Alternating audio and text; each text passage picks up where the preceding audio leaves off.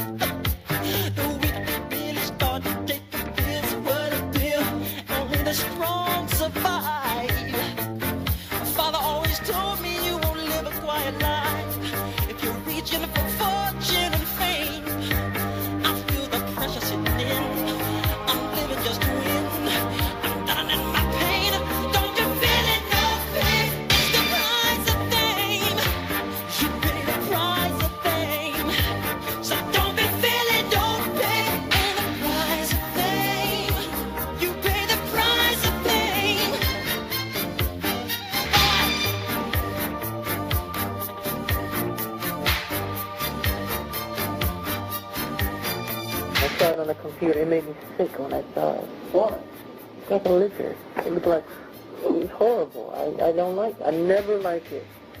That's why I wish I could never be photographed or seen, and I push myself to go to the things that we go to.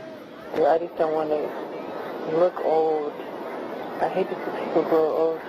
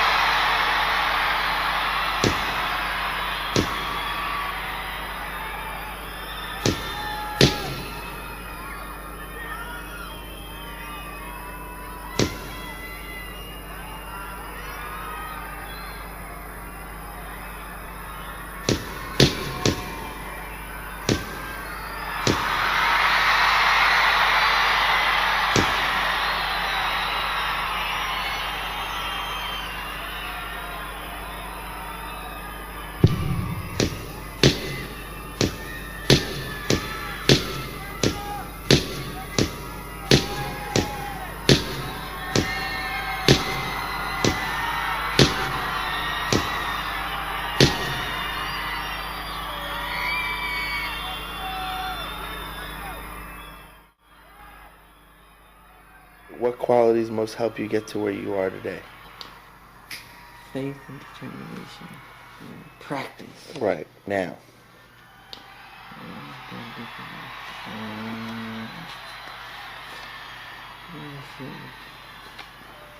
If you knew what you knew now. Yeah, I know.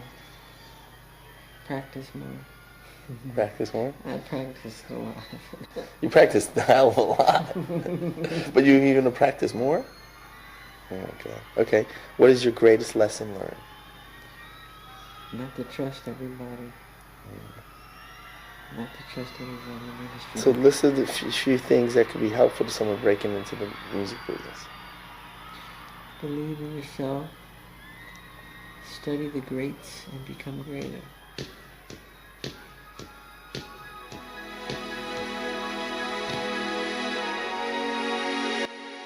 I would like some kind of way to disappear when people don't see me anymore.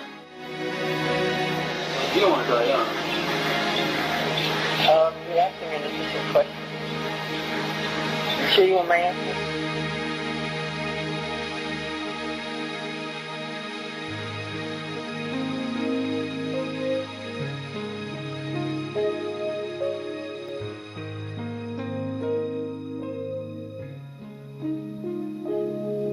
Like a comet blazing across the evening sky, gone too soon.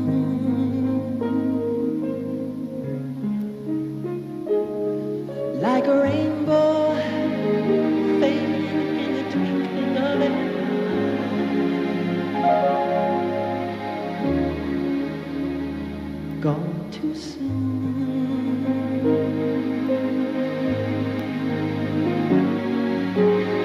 Shiny and sparkling and splendidly bright in one day, gone one night. Like the loss of sunlight on a cloudy afternoon,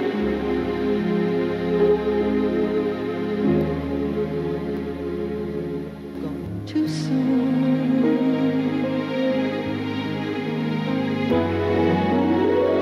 Like a castle built upon a sandy beach, gone too soon.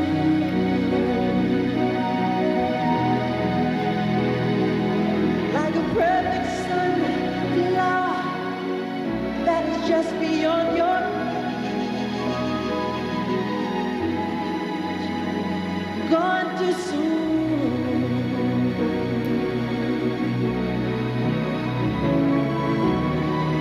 Born to amuse, to inspire, to delight, here one day, gone one night. Like a sunset, dying with the rising of the moon.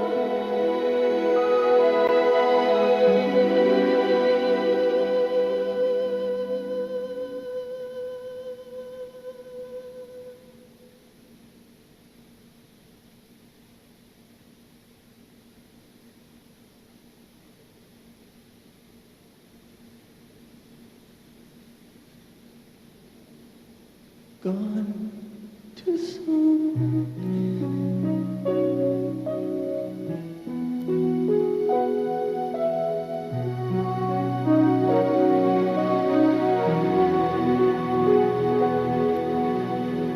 Gone too soon.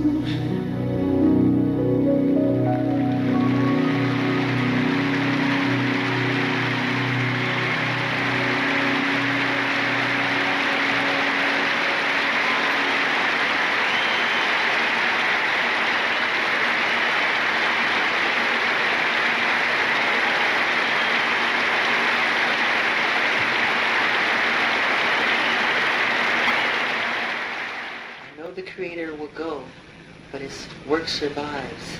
That is why, to escape death, I attempt to bind my soul to my work. That's how I feel. I give my all when I work. Because I wanted to just live and just give all that I had, you know? Yeah, it has to be that way. Your love is magical. That's how I feel. But there are worlds and worlds of ways to explain, to tell you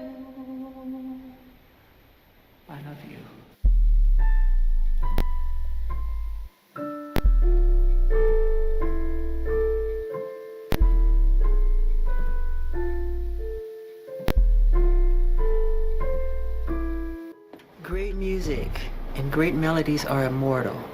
I don't care, fashion change, culture changes, customs change. Great music is immortal.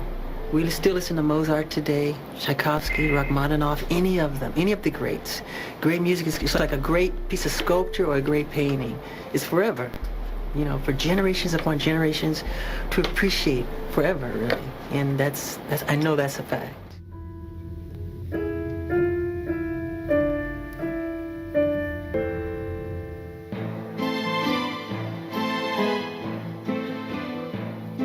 Somebody killed little Susie, the girl with the tune, who sings in the daytime at noon. She was there screaming, beating her voice in her doom, but nobody came too soon. And suddenly a voice from the crowd said this girl lived in vain. Her face bears such agony, such strain. Neglection can kill like a knife in your soul. Will little Susie fought so hard to live. She lied there so tenderly, fashioned so slimly, lived her with care, so young and so fair. It was all for God's sake, for her singing the tune, for someone to feel her despair, to be damned to no hoping is dead and you're doomed, then to scream out and nobody's there. She knew no one cared.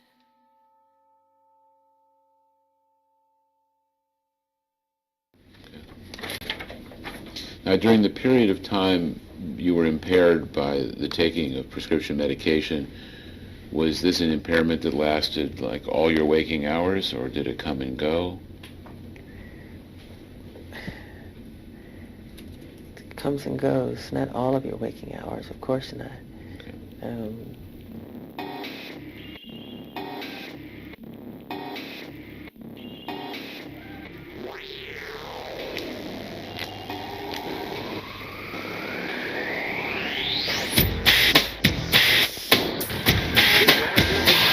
Relax, this won't hurt you. Before I put it in, close your eyes and count to 10. Don't cry, I won't convert you. There's no need to dismay. Close your eyes and drift away. Demerol, Demerol, oh God is taking Demerol. Demerol, Demerol, oh God is taking Demerol.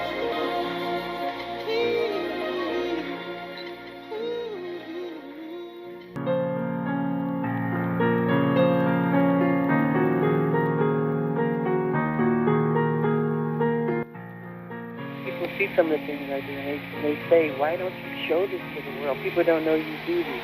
And maybe I will.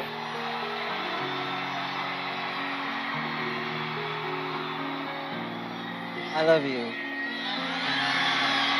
I really do. You have to know that. I love you so much. Really. From the bottom of my heart.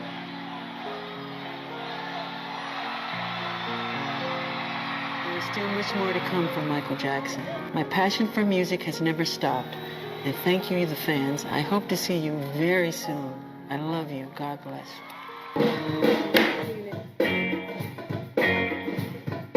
I'm always writing potpourri of music. I never stopped. That's how it is. I don't want my subconscious mind to think, "Look, I've done it all," But I always want to feel, no, I haven't done it yet.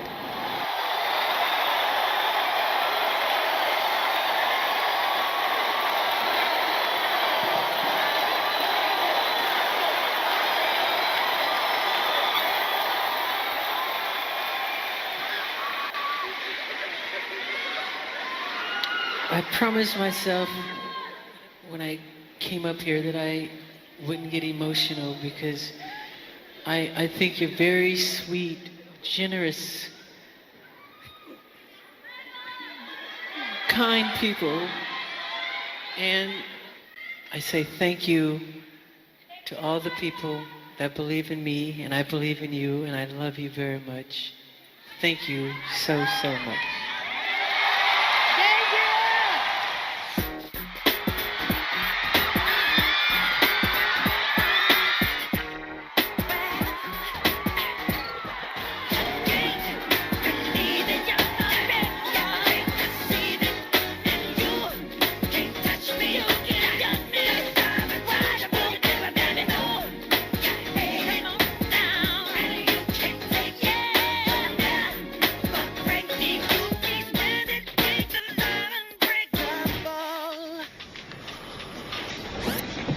Superior Court of the State of California for the County of Santa Barbara, Santa Maria Division. The people of the State of California, plaintiff versus Michael Joe Jackson, defendant. Case number 1133603. Verdict. We, the jury, in the above entitled case, find the defendant not guilty, dated June 10, 2005. And there it is, all 10 counts, not guilty on all 10 counts. Michael Jackson will be walking out of this courtroom a free man. Before I would hurt a child, I would slit my wrists. I would never hurt a child. It has to do with money. Because parents have power over children. They feel they have to do what their parents say. But money is the root of all evil, as you know. The love of money is the root of all evil. And this is a sweet child, and to see him turn like this isn't him. This is not him. So you don't think this comes from him, this comes from his parents? No, this is not him. No, I know his heart. Do you know how this looks to a lot of people? I mean, do you understand that? How does what look? How the fact that you know why people think sex. They're thinking sex. My mind doesn't run that way. When I see children, I see the face of God. That's why I love them so much. That's what I see. Do you know any other man your age, a 45-year-old man, who shares his bedroom with children? Of course. Not for sex. No, that's wrong.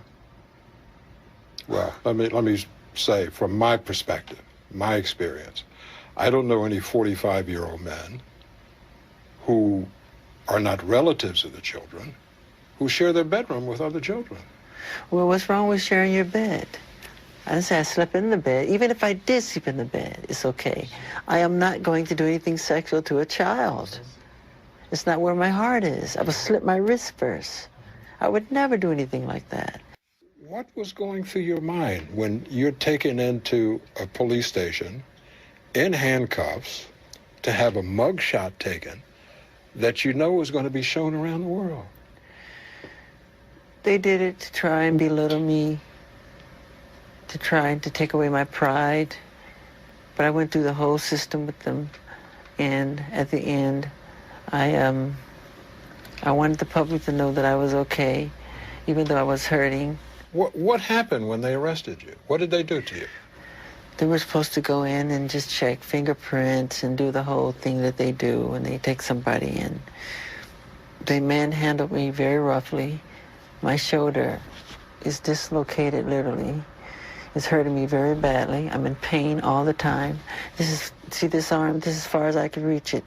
Same with this side over here. Because of what happened at the police station? Yeah, at the police station. And what they did to, if you saw what they did to my arms,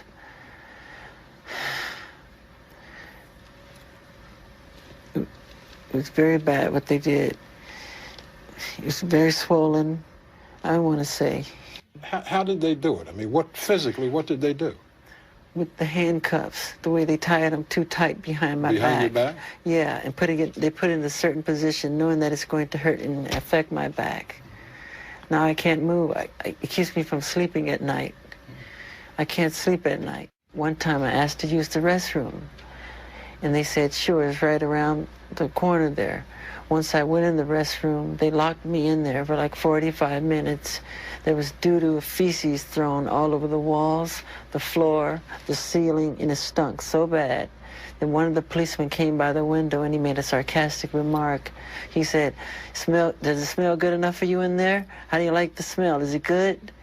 And I just simply said, it's all right. It's okay.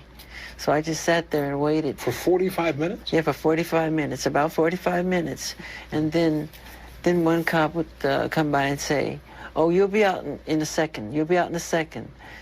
Then there would be another 10 minutes added on, then another 15 minutes added on.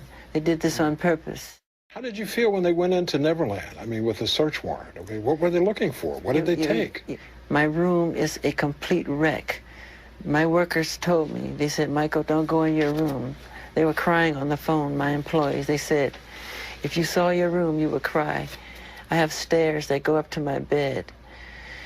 And they said, you can't even get up the stairs. The room is totally trashed. And they had 80 policemen in this room, 80 policemen in one bedroom. That's really overdoing it. And they took knives and cut open my mattresses with knives. Just cut everything open. But you're saying that they destroyed your property? Yes, they did. And then what they did was they made everybody that work at the property, they locked everybody out of the house. They had the whole house to themselves to do whatever they wanted. And they totally took advantage. They went into areas they weren't supposed to go into, like my office. They didn't have search warrants for those places. And they totally took advantage. And the room is a total wreck, they told me. And I don't think I want to see it. I'm not ready to see it yet. So you haven't been back there? I've been back there, but not in my bedroom. I won't live there ever again. I'll visit Neverland. It's a house now. It's not a home anymore. I'll only visit there.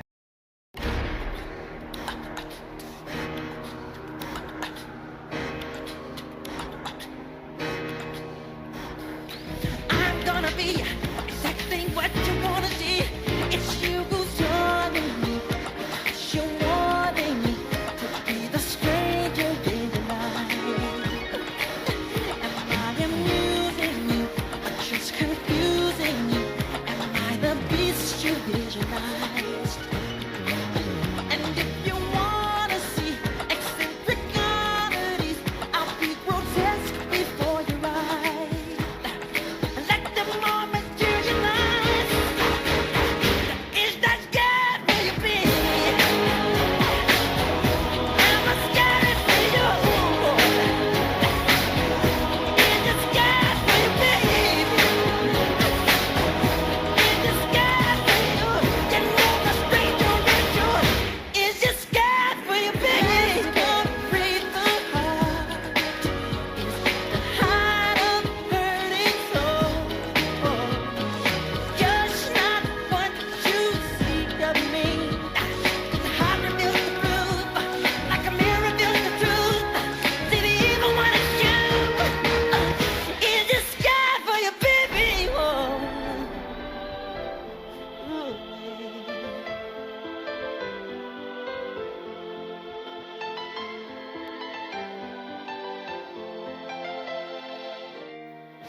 People don't even eat with their fathers anymore, or their mothers.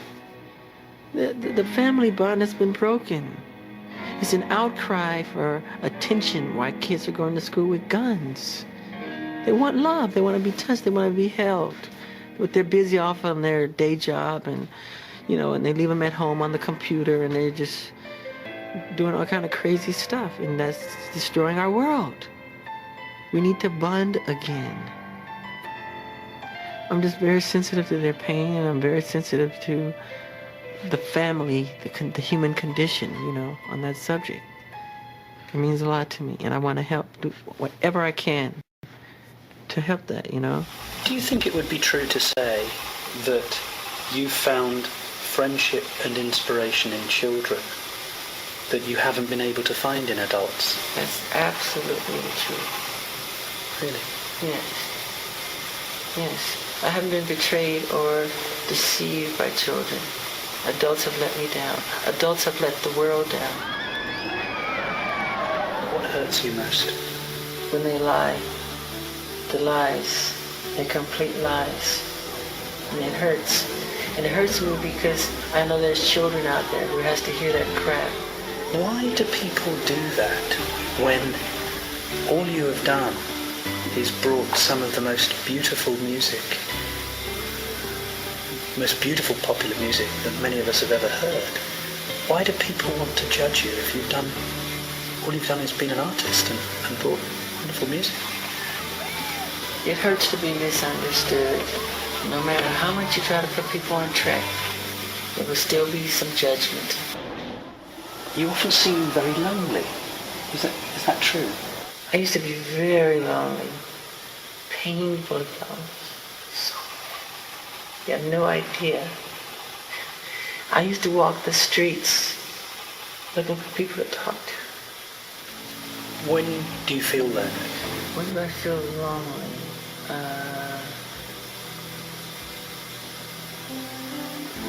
I mean, I can be, usually in hotels when there's thousands of fans chanting, they're out in the street, they're using sleeping bags and they're chanting how much they love you and everything, and you can't get out, you feel trapped inside, and you just cry, you feel lonely, And there's all that love out there, but still you really do feel trapped and lonely, that you can't get out.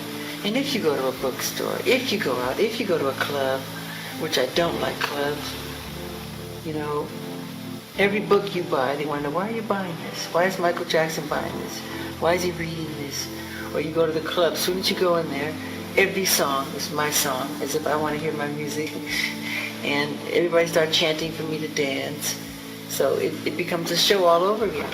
So you can't go anywhere. So wherever you go, you know. That's not much of a life, is it? I know, it's difficult. And I don't want to complain like I'm complaining, because it comes with the territory, but I don't think people understand the other side that comes with it. So they're so quick to call you strange and weird, but it's almost as if you're forced to be different, because it's not normal life, Do you not sometimes wish that you could go to the local store and Of course. buy yourself some food and come back, or go to a Of course, bar? I want to go to the market, like one of those markets, and take one of those carts and throw some food in there and go down the aisle. I would love to do that.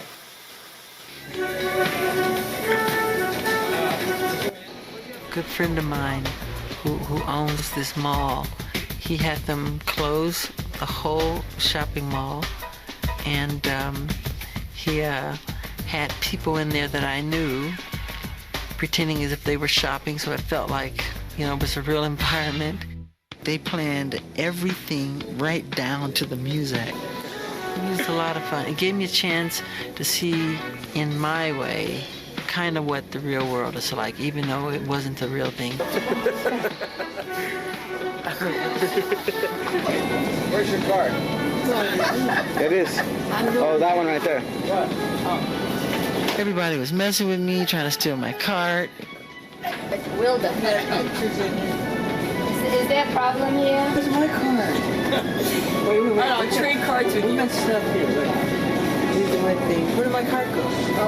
Right there. Just take that one. Was he trying to steal your card? 100%. If you can't keep track of your card, you shouldn't shop. Yeah, please.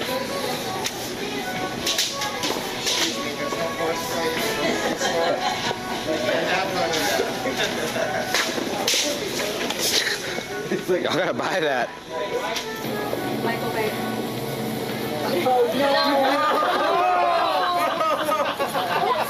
Why me? This is my first shopping experience in 30 years. Just remember, Michael Jackson ice cream. It was just like being at Disneyland, in my opinion, because I got to do something that I usually don't get to do. I love show business, and I love entertainment. I love making people happy. But there's times I want to be just normal, too. I never get to know what people are really like, because when they see me, they change. They're not themselves anymore. They become someone else. Oh my God, I love your music, I love your songs, oh my God. You never get to really hear the real thing, No matter what you do, there's always somebody that would say something about it. They're opinionated, no matter what you do. No matter how how good your intentions are, there's always some jerk, some mean-spirited person to try to bring you down. And all you wanted to do is bring some love and some joy, and that's all. Smile though your heart is aching. Smile. I think there are some people here who might just want to have a word with you. Although a tear may be ever so. I want to be the best father in the world, of course. Do they know who you are or what you mean to people? Yes, they do. They've been on tours with me and in limousines and among a sea of fans. Do they like it? They find it exciting. They do. They want to get on stage. They bug me to go on stage with me. So pretty soon I'm going to take them on with me and let the world see them for the first time. And you suffered a great deal of negative comment in the press. Yeah. What happened in Germany? Was there no one in your group who said, Michael, even though you're not going to damage your child, and you would never harm your child, but Michael, if you dangle blanket over a balcony, you are going to be severely criticised. No, because... Was there no one in the room who would say, Michael, don't do it? My governesses were up there. And they didn't say no? No, because I was holding that baby strong, hard. No, that's exactly what I'm saying, though. And I know better. And I've seen... You know better. People that flip their kids up in the air, do somersaults and catch them. And the fans were chanting. What they didn't show, all the thousands of German fans down there chanting to see the new baby. And I just decided to give them a little treat and just let them feel the baby's presence. And, I get caught up in the moment. It's holding on tight. Just let them give a wave. And, but, it happened for like 2 seconds. But when it gets on the news, they slow it down. They don't show the crowd. They make you look like I'm this eccentric idiot dangling his baby over a balcony like a nut. See, they don't show you the whole story. They said that sort of thing about you. Yeah, no, they said that, but they're wrong. They're stupid. They're nuts.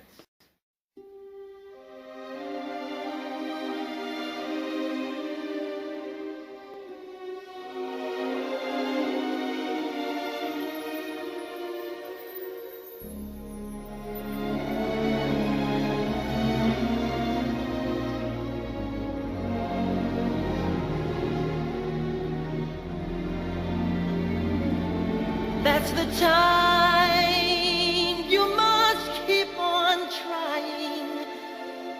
Smile, what's the use of crying? You find that life is still worthwhile if you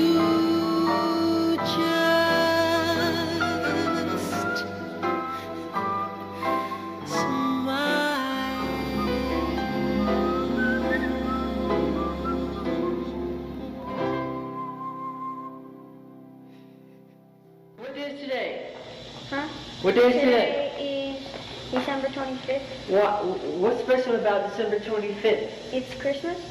Exactly. What does Christmas mean? Love and spending time with family. Blanket, what does Christmas mean? Love. Love what? Family. Who's your family? You. Me and people who love you. Now, give me everybody's age. Prince, give me your age. And Monkey, you're going to move down each person. 9, 8, 4, 4. And starting with Blanket, what are your goals? What are you going to do? Who's Blanket going to be in the future? Tell me right now. Who's Blanket going to be to change this world? I don't know. But what are you going to be in the What do you want to do? What do you want to do when you're older? Tell us. What would you like to do when you get older? Look right here. A movie director. A what? Movie director. Oh, that's what I want to do. And what, You good. are. Okay, what does Paris want to be? Be honest. Search your heart. Tell me, search your heart. Think about it first. What do you want to do in the future? Help the poor. You want to help the poor. Very sweet. Okay, what else? Anything else? Mm-hmm. Anything artistically? A gymnastic. Gymnastics? Okay, very good. Okay, Prince? I'd like to be a movie director and an architect. Architect, why? Tell me why. Because I want to direct movies with my daddy.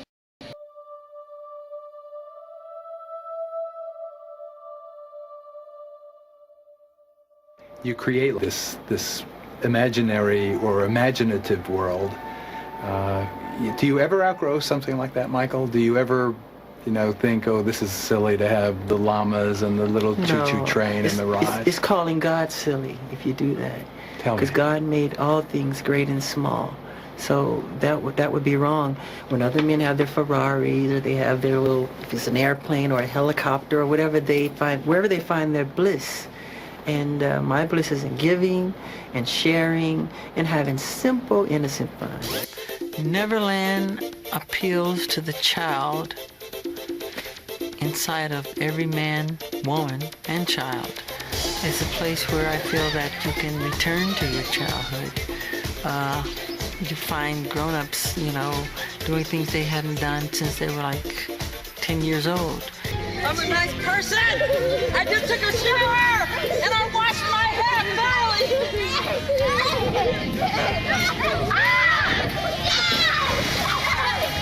It's just a fun, wonderful place to be. It's so much to do.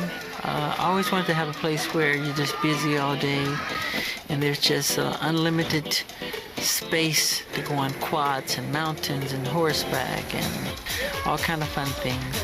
So it's just a fun place. I love it.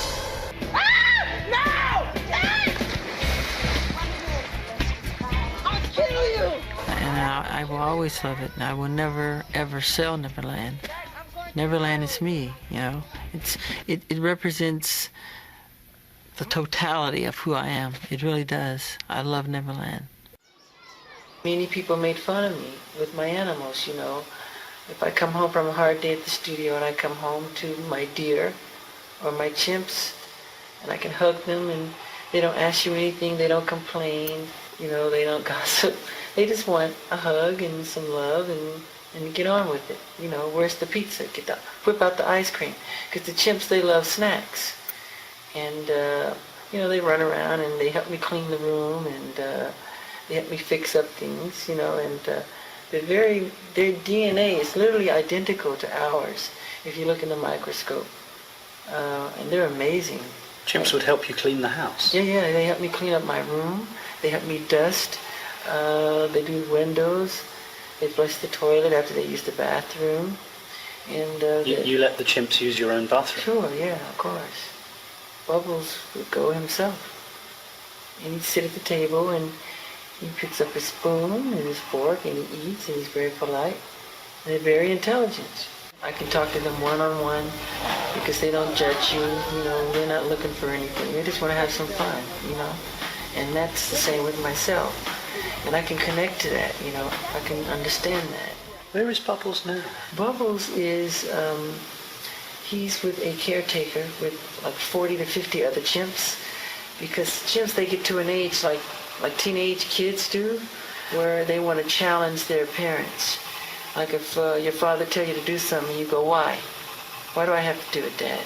And chimps are very much like that too. They'll challenge you. And it can become dangerous in a way. And if they get angry with you and decide to take you on, it's no match. I mean, they're very, very strong.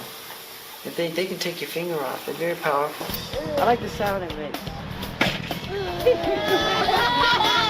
That's great. That's great. I do as many hospitals and orphanages as I do concerts. But of course it's not covered. That's not why I do it for coverage. I do it because it's from my heart. And there are so many children in the cities who've never seen mountains, who haven't been on a carousel, who haven't petted a horse or a llama, who've never seen them.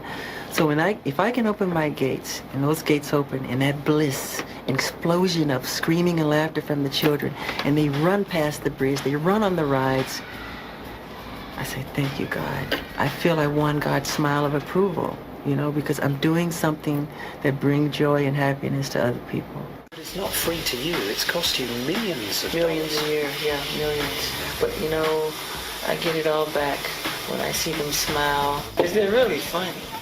Oh, my God, they're funny. Didn't one of them say something funny to you yesterday about... Yeah, one of the boys said to me, he said, he saw all the rides and all the amusements, and he said, Michael Jackson, you own all of this? I go, yeah. He said, you paid for all of this? I said, yeah, I did. And you still have money left over? That's exactly what he said to me. I said, yeah. I said, yeah. He goes, I can't believe it. He said, I can't believe it. That's exactly what he said. He was amazed that I still had money afterwards. So I'm compensating. Nature makes sure that I compensate for the lost. So when you come behind my gate, you'll see amusement park, you'll see animals, you'll see everything I never got to do. There's candy everywhere. Well, I was raised in a world with adults. When kids were playing in bed sleeping at night, I was up doing clubs. I was doing club dates, 3 in the morning. The striptease would come on after us. You know, we were performing, and we didn't have friends. My brothers were like my friends, but we worked. There was no Christmas, there was no birthdays, and we were very strict Jehovah's Witnesses. I'm just a person who want to be honest and do good and make people happy and give them the greatest sense of escapism through the talent that God has given me, you know? That's where my heart is. It's all I want to do. That's all. If it wasn't for children, I would throw in the towel. I would kill myself. I wouldn't care to live. They give me my inspiration. They inspire me. Everything I do, every song I write, the dance, everything that I do. They tried to use it against me, and it's just been so unfair, and I'm very upset about it, you know. You identify with him? Totally. Because Peter Pan, to me, represents something that's very special in my heart. You know, he represents youth. And to me, I just have never, ever grown out of loving that or thinking that is very special. You don't want to grow up? No, I am Peter Pan.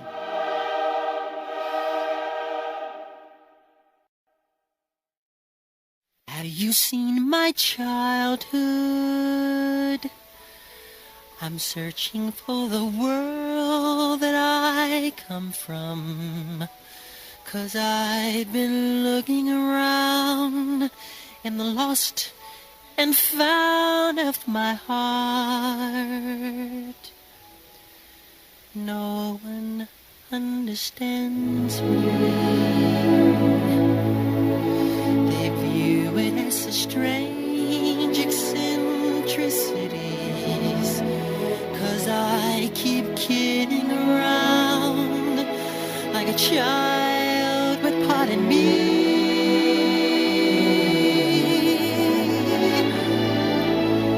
People say I'm not okay, 'cause I love such elementary things. It's been my fate to compensate for the childhood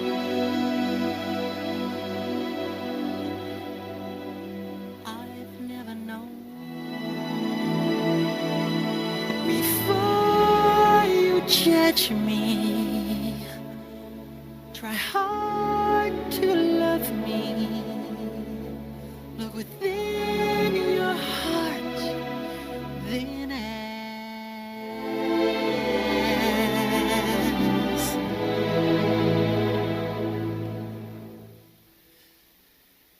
Have you seen my childhood?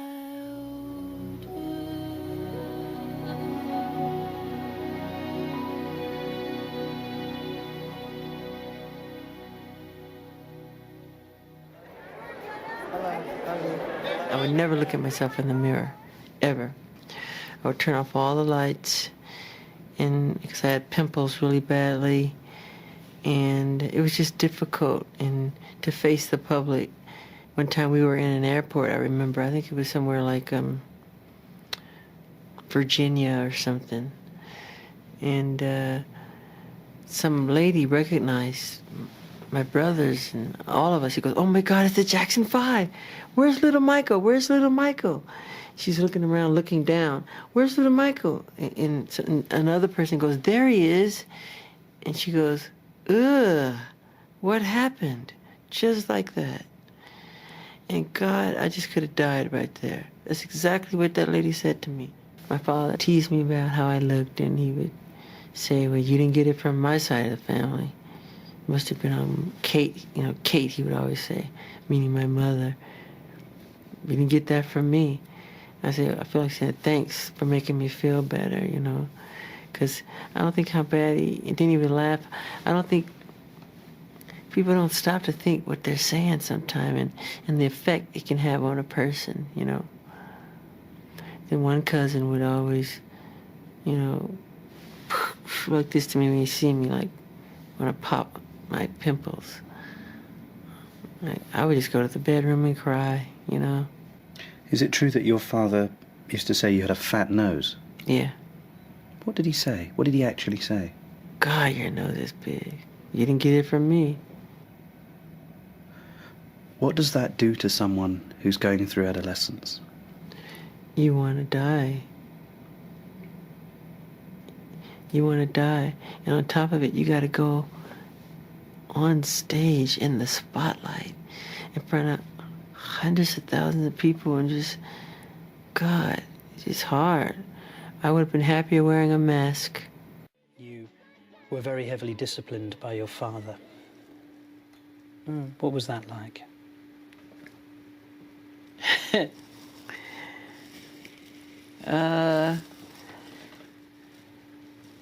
Well, I didn't have it that hard because he used me as the example. It was like, do it like Michael. And he practiced us with a belt in his hand. And if you miss a step, expect to be... Just let me go back. You just said that you would practice the dance steps and your father would be holding a belt in his hand. Is that what you just said? Yes. And he would tear you up if you missed. And so we, not only were we practicing, we were nervous rehearsing because he sat in the chair and he had this belt in his hand. And if you didn't do it the right way, he would tear you up, really get you. And I got it a lot of times, but I think my brother Marlon got it the most because he had a hard time at first. And he tried so hard. And it was always, do it like Michael, but the others were very nervous, and I was nervous too, because he was tough. How often would he beat you? Too much.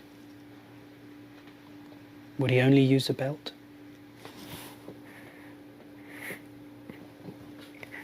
Why do you do this to me? No, more than a belt. What else would he use to hit you with? Ironing cords, whatever's around. Throw you up against the wall as hard as he could. See, it's one thing to... But you were only a child. I know. You were a baby. I know. It's one thing to discipline. And you were producing successful records. I know. He would lose his temper. I just remember hearing my mother scream, Joe, you're going to kill him. You're going to kill him. Stop it. You're going to kill him. And I was so fast, he couldn't catch me half the time. But when he would catch me, oh, my God, it was bad. It was really bad. I don't think he realizes to this day how scared.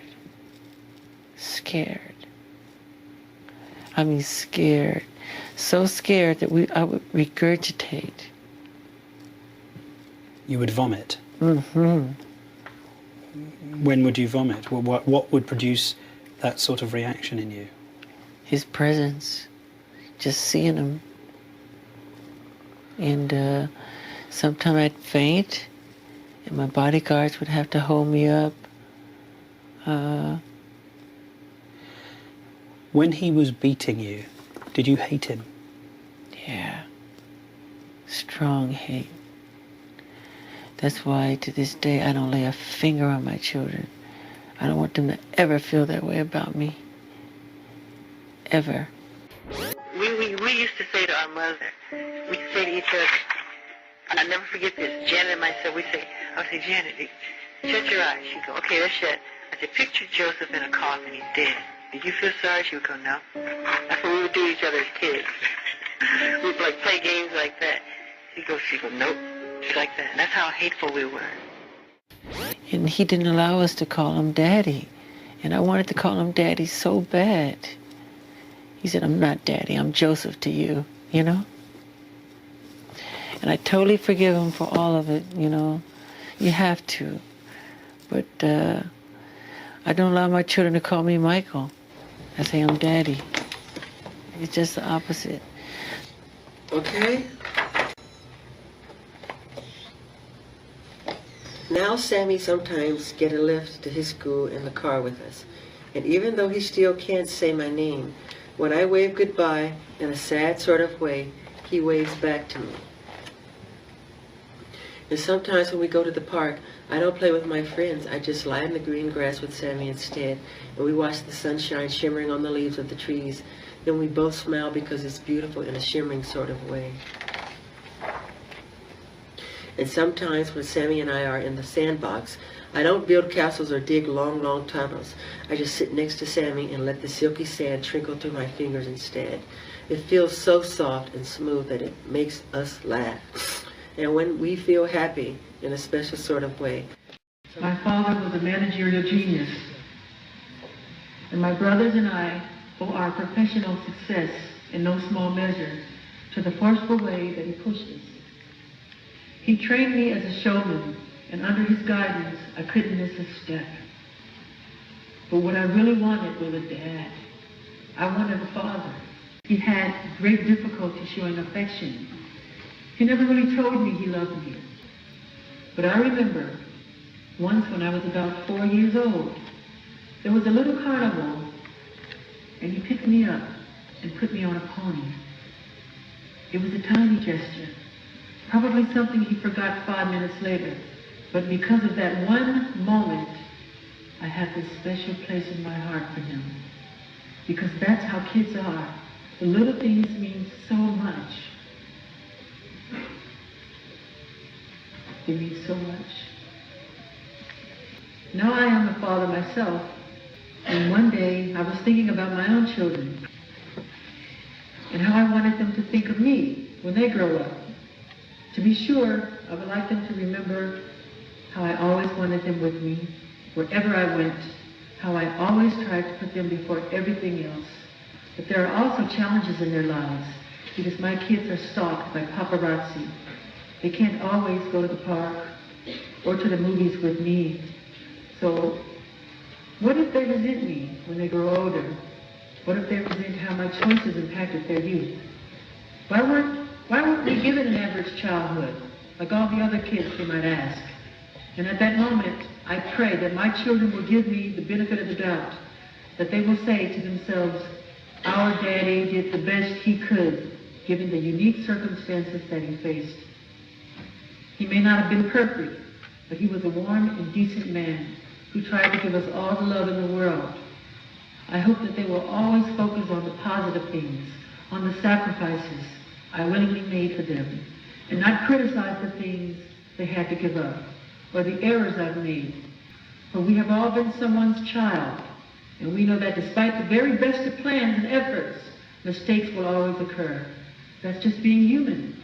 And when I think about this, of how I hope that my children will not judge me unkindly and will forgive me, forgive my shortcomings, I am forced to think of my own father, and despite my earlier denials, I am forced to admit that he must have loved me. He did love me, and I know that. There were little things that showed it. He was scared of human emotion. He didn't understand it or know how to deal with it. So tonight, rather than focusing on what my father did not do, I want to focus on all the things he did do, and on his own personal challenges. I want to stop judging him. I have started reflecting on the fact that my father grew up in the South, in a very poor family. He came of age during the Depression, and his own father, who struggled to feed his children, showed little affection toward his family. and raised him. He raised my father and his siblings with an iron fist. Who could have imagined what it was like to grow up a poor black man in the South, robbed of dignity, bereft of hope, struggling to become a man in a world that saw my father as subordinate? My father moved to Indiana and had a large family of his own, working long hours in the steel mills, work that kills the lungs and humbles the spirit, all to support his family.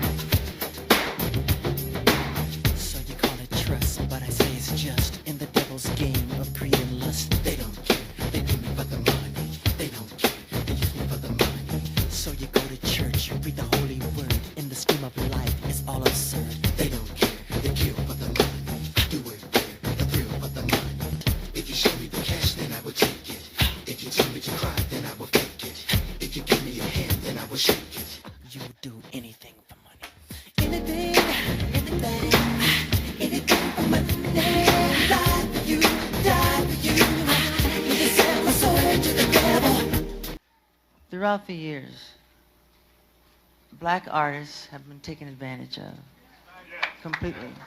And it's time now that we have to put a stop to this incredible injustice. People from James Brown to Sammy Davis Jr., some of the real pioneers that inspired me to be the entertainer that I am. These artists are always on tour because if they stopped touring, they would totally go broken. And it's been, the record companies really do conspire against their artists. They steal, they cheat, they do whatever they can, especially the black artists. Tommy Mottola. Tommy Mottola is the president of the record division.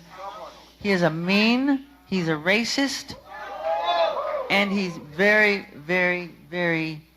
devilish.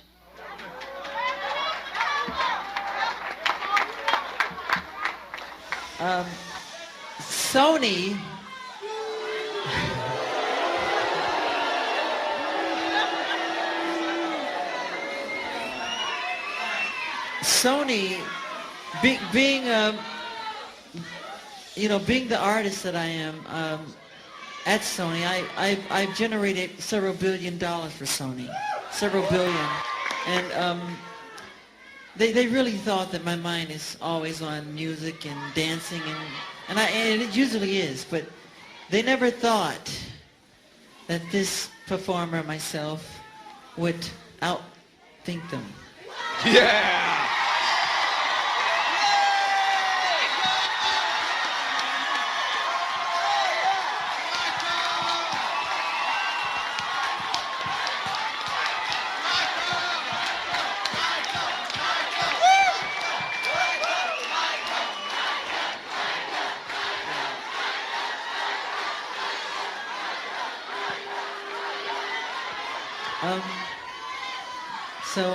I'm leaving Sony, owning half of Sony.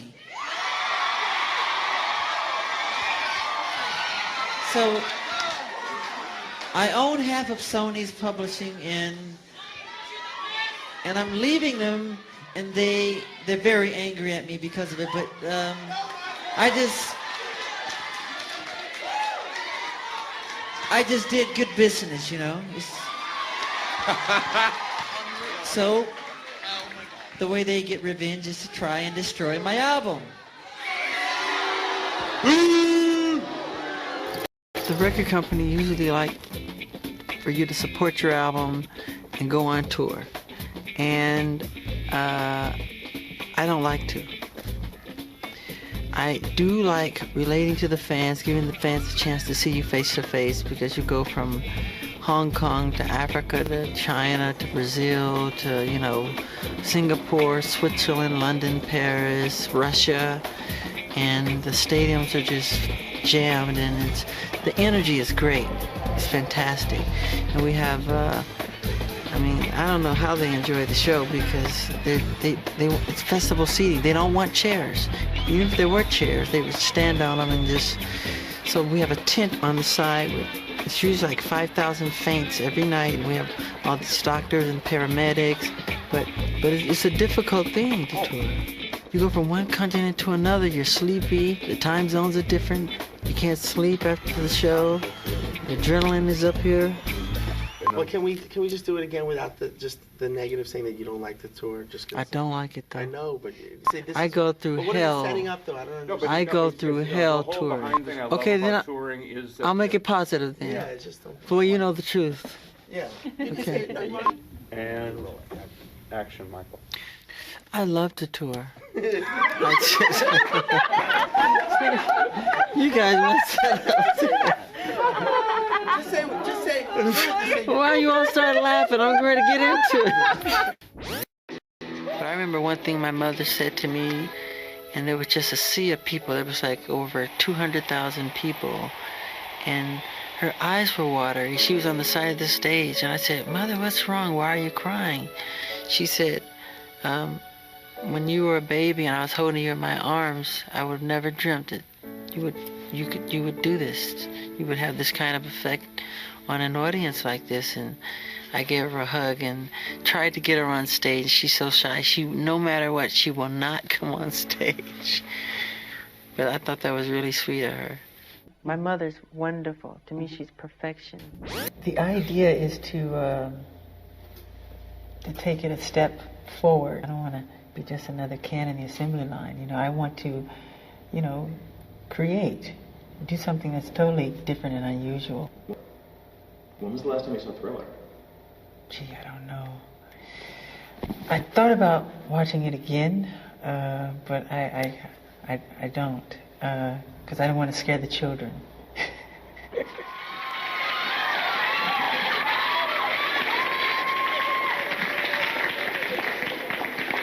And you are the reason why I continue to do what I do. I've been performing.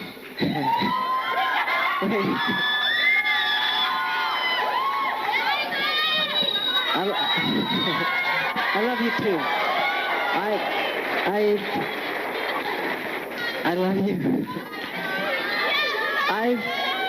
I've been performing since I was 5 years old, so I haven't had what you've called an ordinary life, but I've been blessed with so many extraordinary opportunities and so many wonderful, wonderful friends all over the world that I wouldn't change a minute of it, really.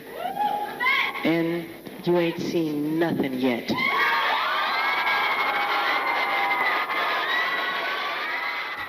I've always believed that the real measure of celebrity success was not just how famous he becomes, but what he does with that fame and fortune. Today, a person can literally become a celebrity overnight throughout the entire world, and that kind of attention can be difficult for an individual to handle. But I have also learned that such fame can also be to focus attention and mobilize resources for a worthy cause. I have been blessed with so much and have an opportunity to do what few others can. But I believe it is more than just an opportunity, but a duty. Now, one of the the kind of conventional wisdom these days in the music industry is, audiences don't really have an attention span anymore. If an artist stays away for too long, their audience wanders off and goes somewhere else. Was that a concern of yours, with coming out in a record, or do you, are you convinced that your fan base is still there and will be as strong as ever? You asked me this question. It has never concerned me once, and I've never thought of it, because I've always known if music is truly great, or if a movie is truly great, people want to see it or hear it. Mm-hmm. No matter how long you've been away, or whatever the situation is. you know, greatness is greatness. And if you really do a good job on what you're doing, people want to hear it or they want to see it. You know, it doesn't matter. It really doesn't.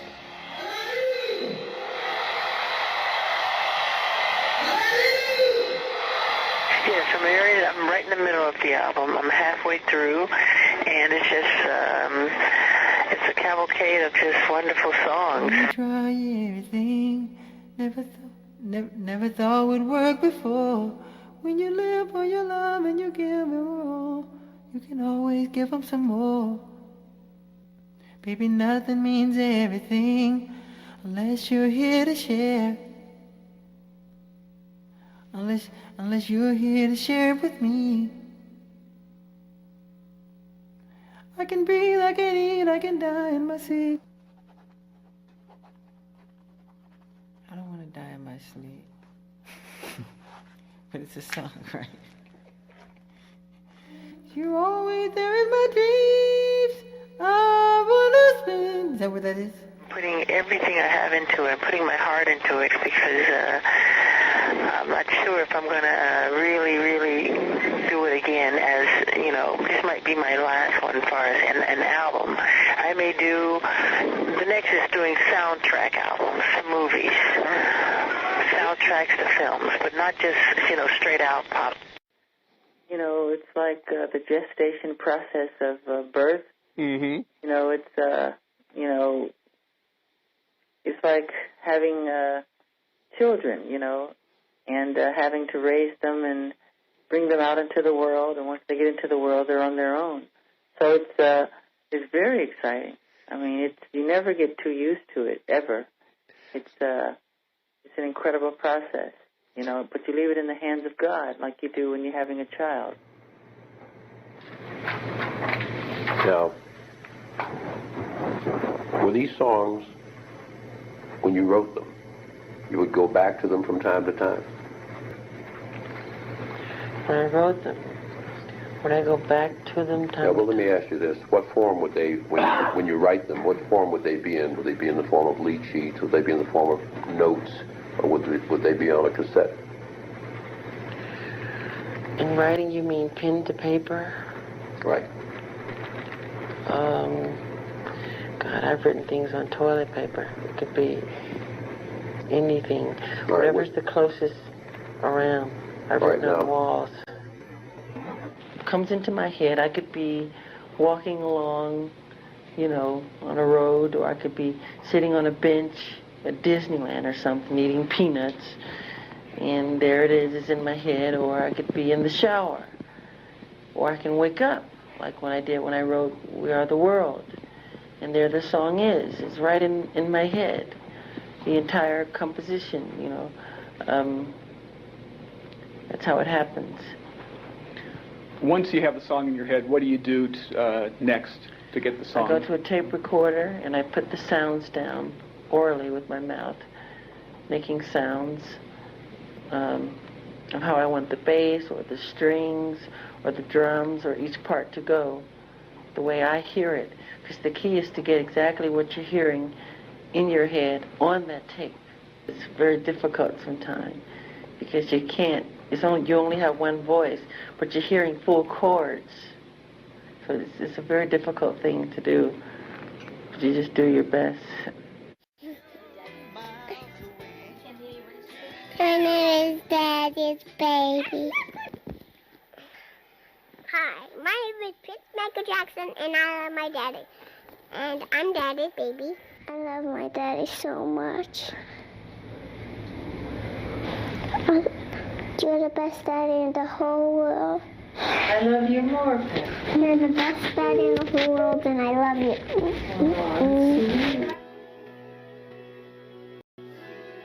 And people make remarks, oh, I can't believe she left her children. Left them? I left my children? I did not leave my children. My children are with their father, where they're supposed to be. Split up because they got to a point where I couldn't deal with it. I couldn't deal with the fact I couldn't go to the grocery store. For two reasons. One, I'd get followed. Two, I'd have to look at crap on the newsstands that are right at the register as you go out that wasn't true. You know, I wasn't used to it. I like doing things for myself. Michael's more than generous. He said, we don't have to go to the grocery store. No, but I want to. I really want to. I want to go back to what I can go back to. That was what I was used to. That's where I'm comfortable. My daddy, my only daddy. You make me happy, when skies are gray. Please don't take my daddy away. I love you. I would like to live forever.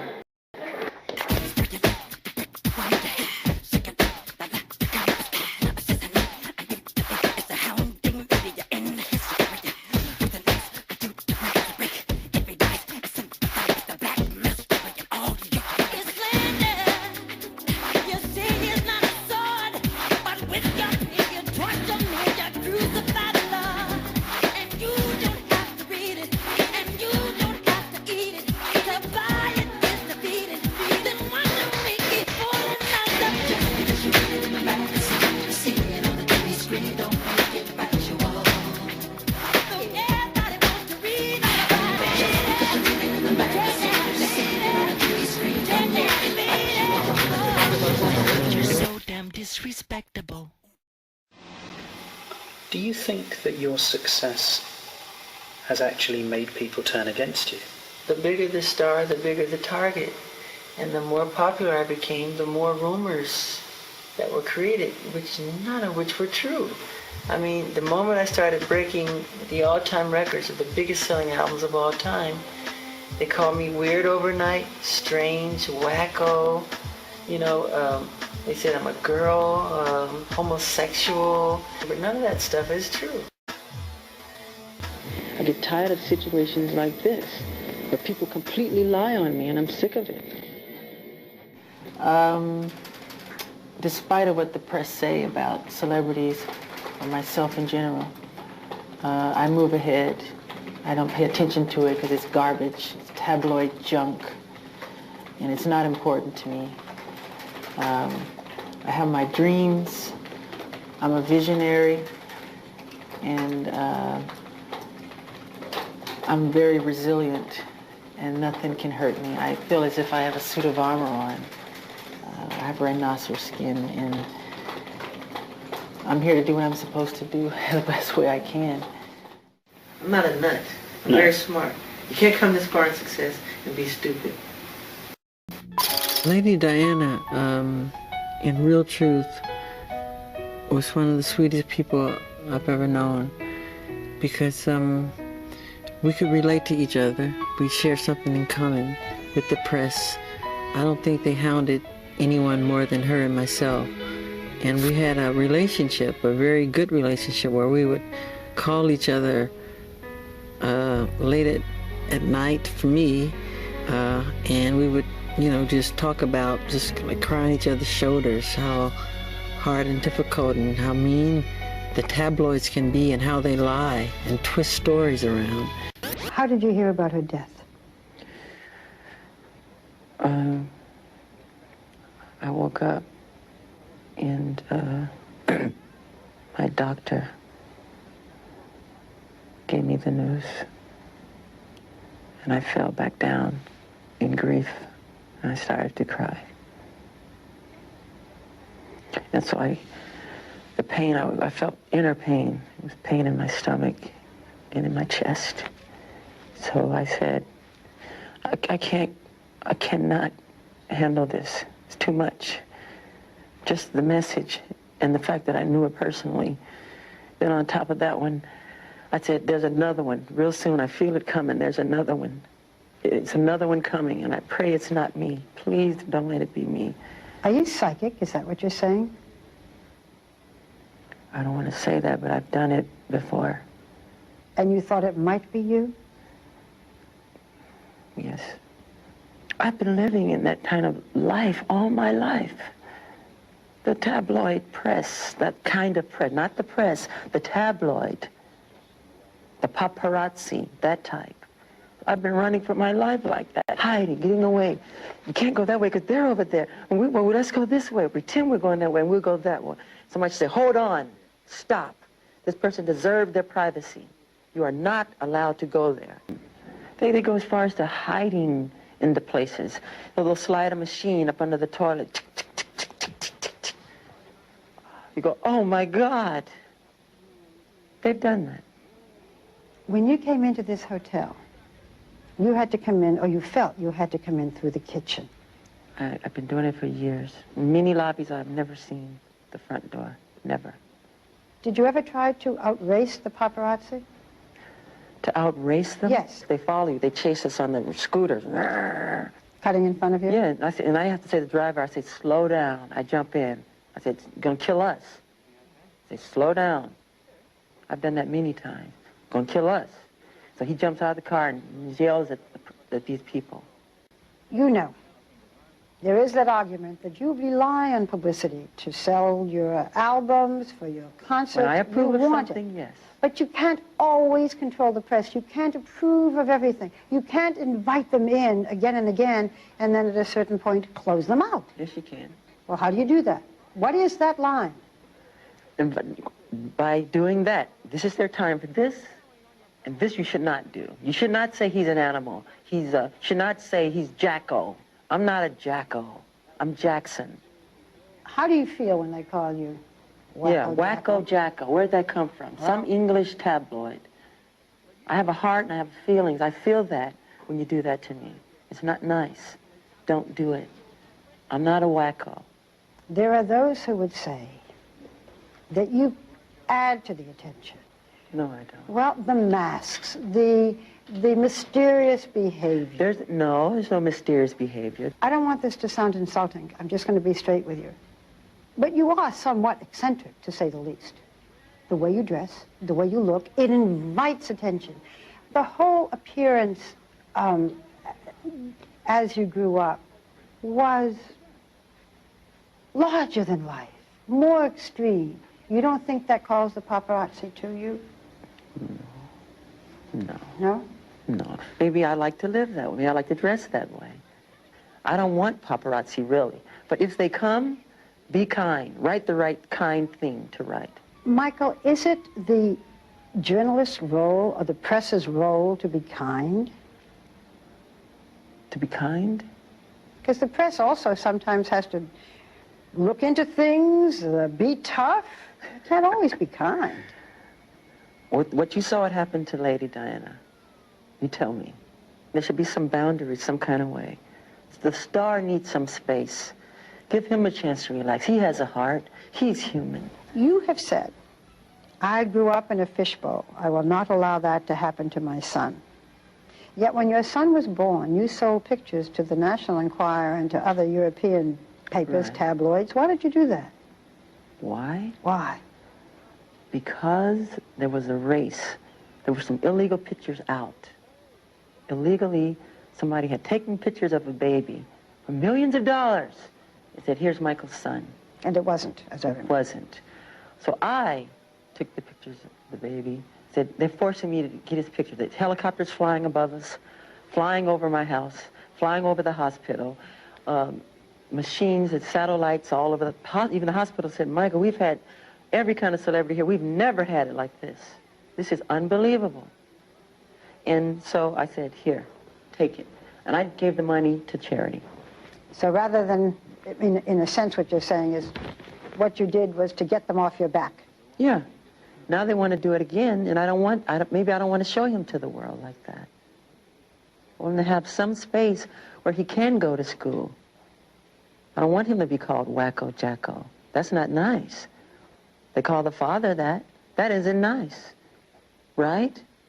Michael, if this little boy says, Daddy, I want to go on the stage. After what you've gone through?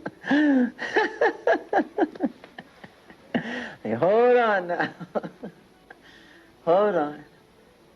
If you do go that way, expect this, expect that, expect this, expect that. You'd lay it all out. I'd lay it all out. You're going to get all this, and all this, and all of this. Are you ready to do that? He said, yeah, I can't wait. Go and do it better than I did it. Know what you're in for.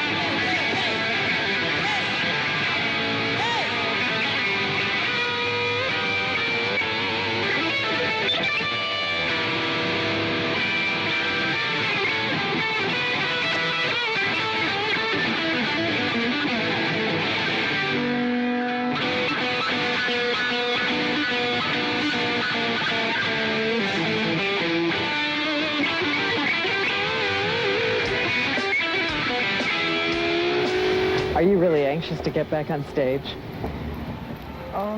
I think as you get to a certain level and they start creating these crazy stories, making you out to be not normal, what is normal? For me is when you do a concert and you see a sea of people singing the lyrics all in unison and holding up candles and you go, wow. You know, it just really makes your heart happy, and that's what really makes you feel like everything's okay.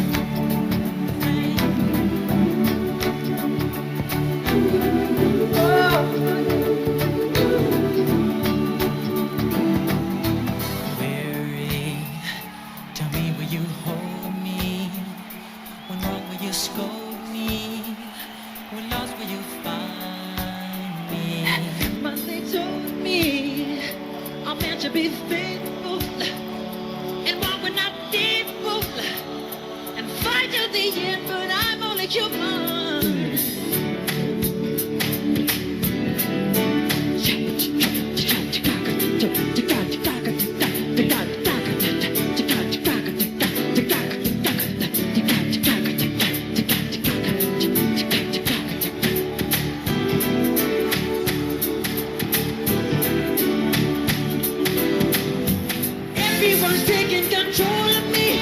Think that the world got a hold of me. I'm so confused.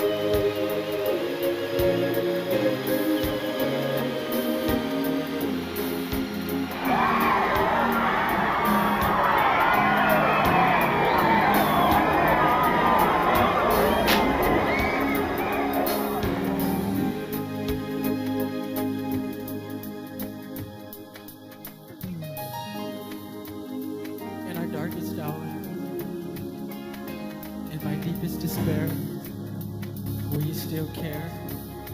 Will you be there? In my trials, in my tribulations, through our doubts and frustrations, in my turbulence, in my violence, in my fear,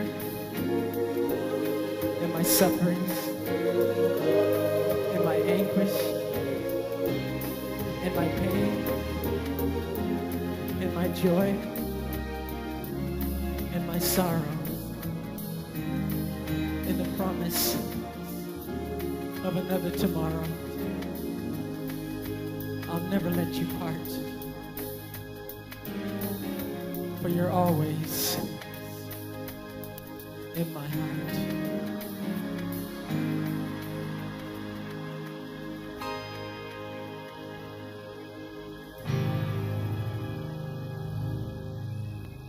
Michael, tell me something for the Brazilian people, please. I love you, Brazil. Thank you very much. I love you too. Thank you. Obrigada. I'm a very family-orientated person because I come from a family of 10 children. So I'm very used to the family, surrounding, the camaraderie of just a unity. So I don't think I could live without that bond. You said you don't sleep in separate bedrooms, and I didn't spend my life as a serious journalist to ask these kinds of questions, but I'm not oblivious to the fact that your fans had one question they most wanted to ask of you. Do we have sex? Yes, yes, yes. Well, why wouldn't we have a lot in common? That's the question. Why? How can you fake that 24 hours a day with somebody, sleeping with somebody, waking up with somebody? Hold my hand, never leave me alone. The house alone. People talk, people say, what we have is just a game. Oh, I'll never let you go. Come here, girl. Just start to make sweet love till the break of dawn. I don't want the sun to shine. I wanna be loved. Break of dawn. Is this magic in your eyes and in my heart? Break of dawn. I don't know what I'm gonna do. I don't stop loving you. It's break of dawn. I won't stop till break of dawn. Making love.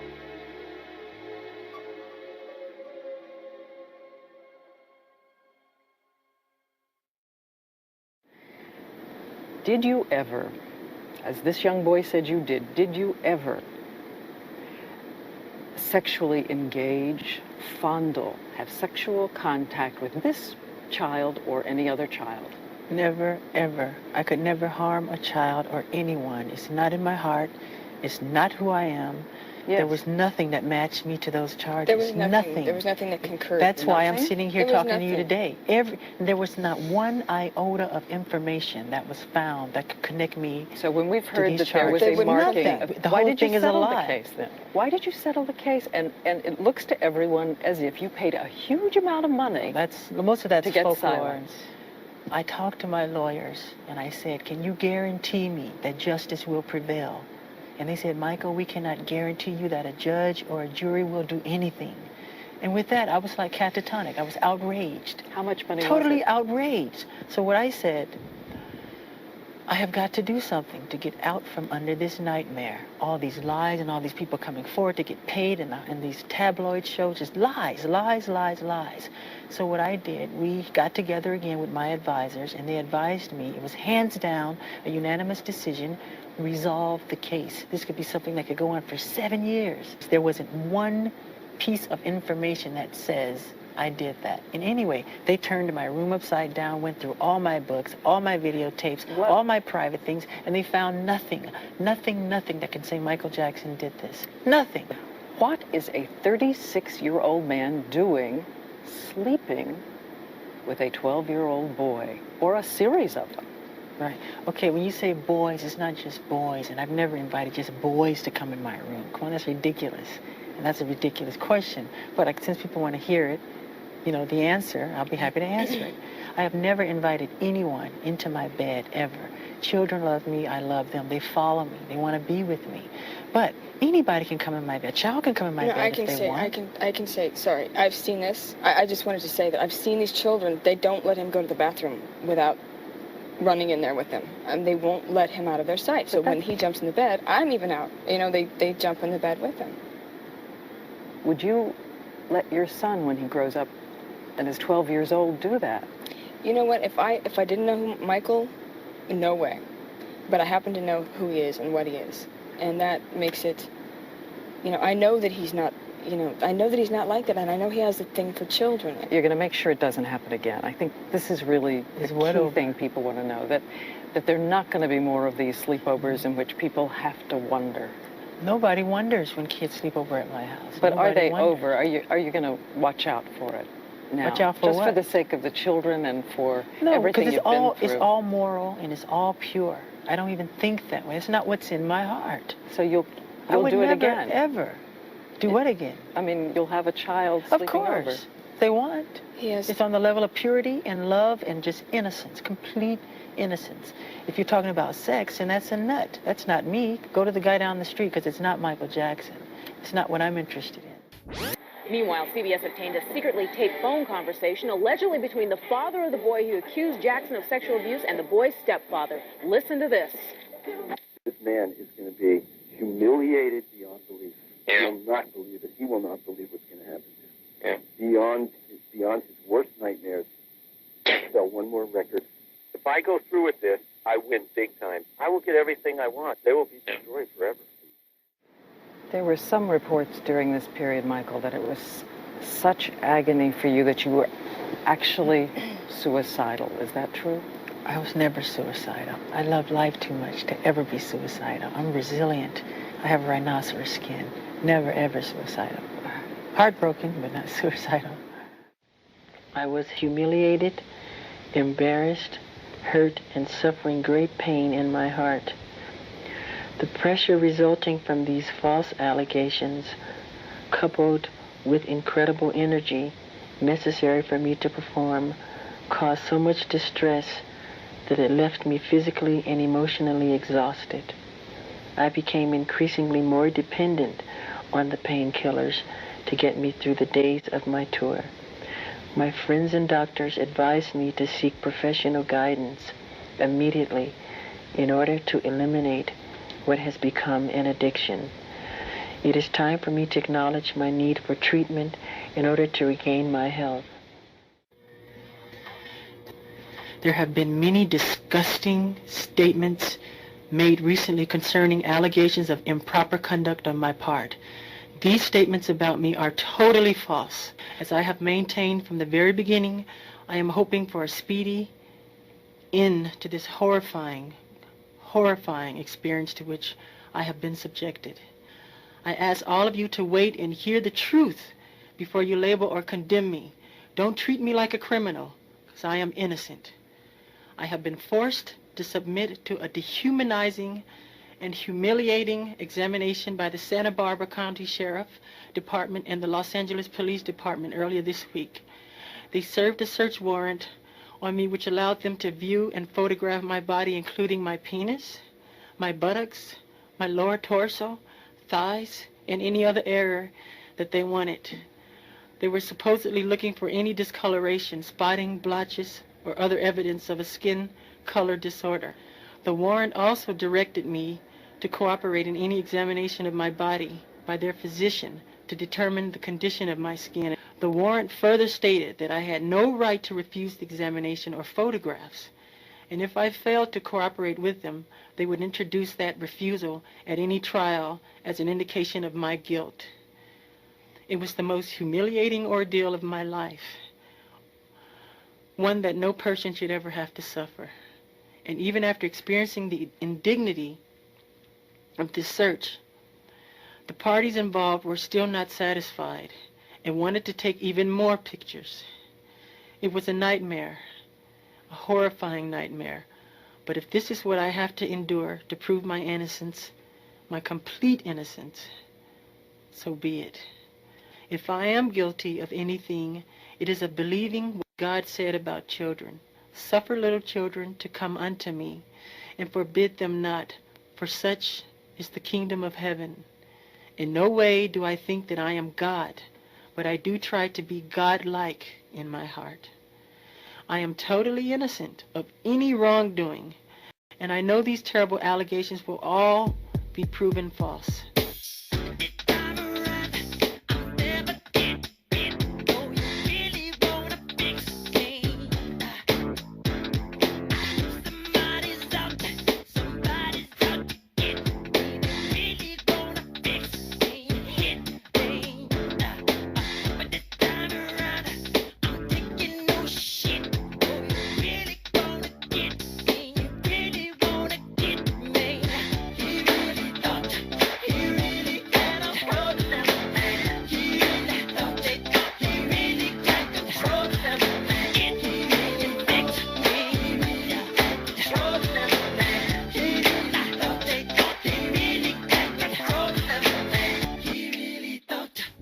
I've met a lot of people in my life, and very few are real friends. You can probably count them on one hand.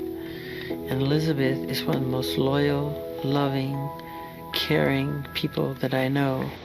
Elizabeth Taylor, my close friend, has been a source of strength and counsel as this crisis came about. I shall never forget her unconditional love and encouragement in helping me through this. I love her very, very much. What did you want?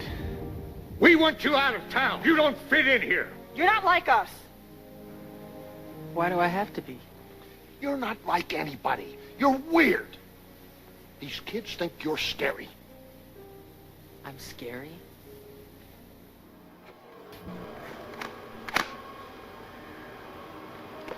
Frank, I'm just trying to see if this thing works. 1, 2. I'm not a narcissist. Just trying this mirror effect, testing the camera, seeing how well it works. Doo! Up ahead. What?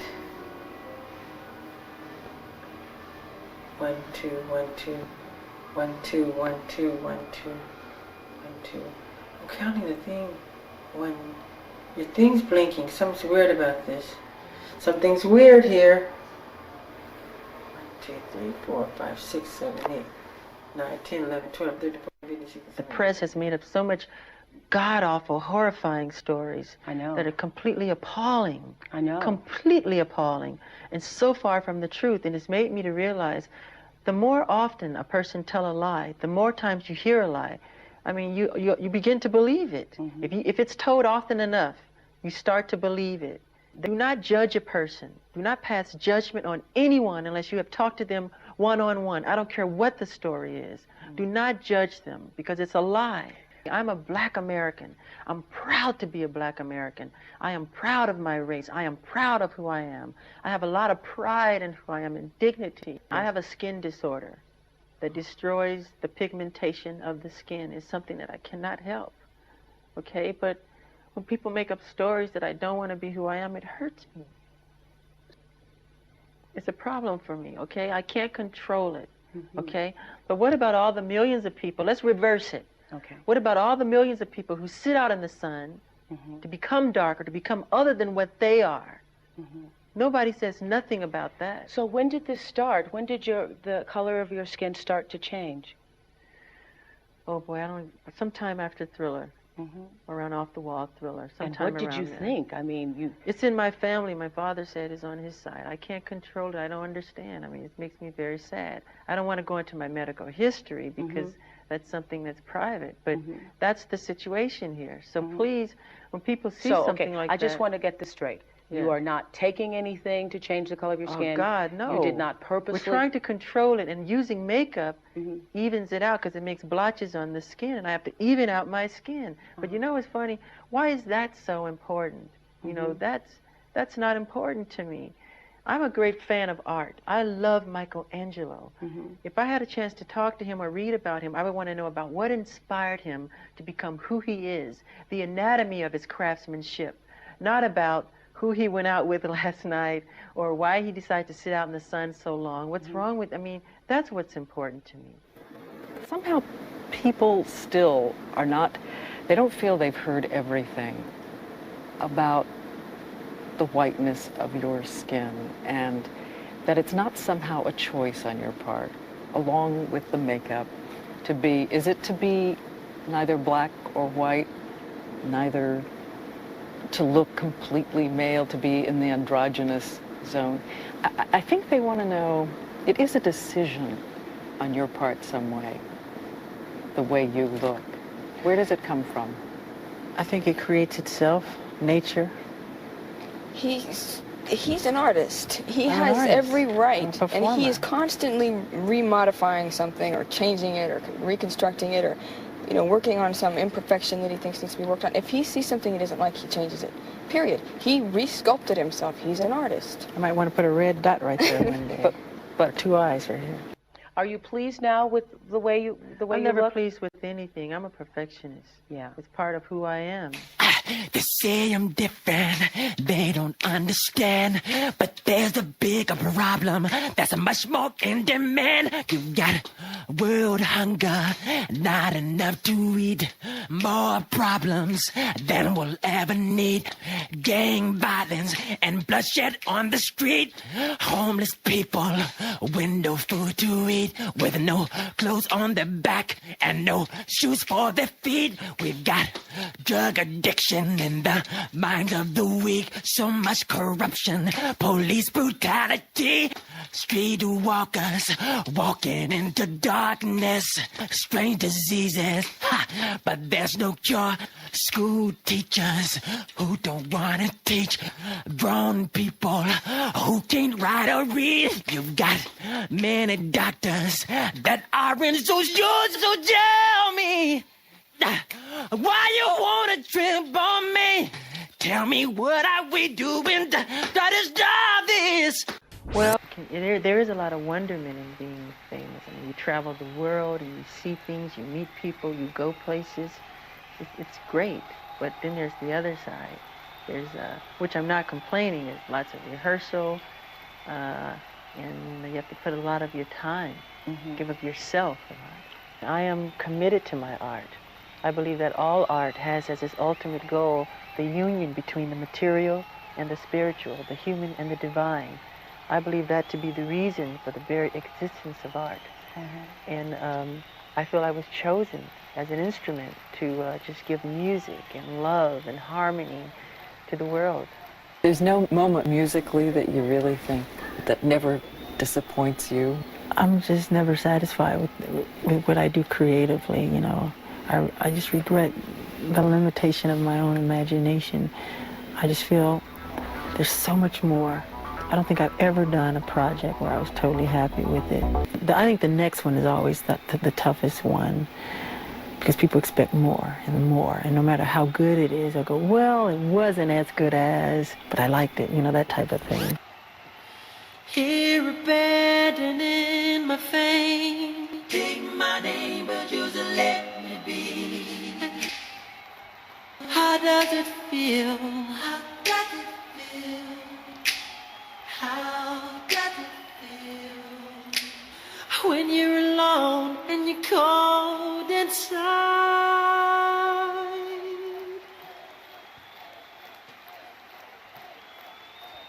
I'm living lonely.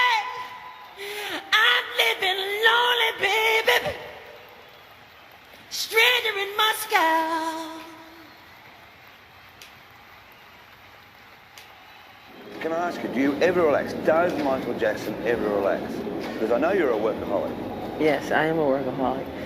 I don't relax, really. I don't sleep a lot. I like to continually, my mind never stops. I'm always creating. I never stop.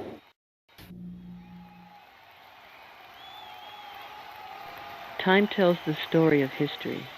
Each moment is somehow a living memory of what is and what has been. Together we connect to love, each of us sharing ourselves with the world. Inside each breath, inside each song is a story, our story. I think all my success is fame, and I've wanted it. I wanted it because I wanted to be loved. That's all. And I was there as Michael Jackson was taking his last bow, ending what could have been the last live concert of his life. Aren't you going to miss this kind of thing, that energy? The audience is going crazy out there. How are you going to stay away from it? I don't know. It is my last one. Are you really never going to do another one? No. Okay. That's it. Thank you. Most of my dreams seem to come true, and I'm so thankful that they do. I don't know over what period of time, but I have lots of dreams, and they usually come true, and I'm so glad. I so much see myself like you, or like the people in this room. I'm human just like you are. I'm no better than you are. I may have a certain talent with my art and songwriting and dancing and the drama and the whole thing, the show business thing. But as far as human, I'm just like you. So it's no right for me to think I'm better than you or have an ego to walk on air. Because there are lots of people in my field who are like that, and most of those people, they fall. They really do, because they begin to treat people who helped them badly, and to forget where they came from, and to forget about those who helped them get where they are. And that's real important. That's why I thank all those. I thank everybody.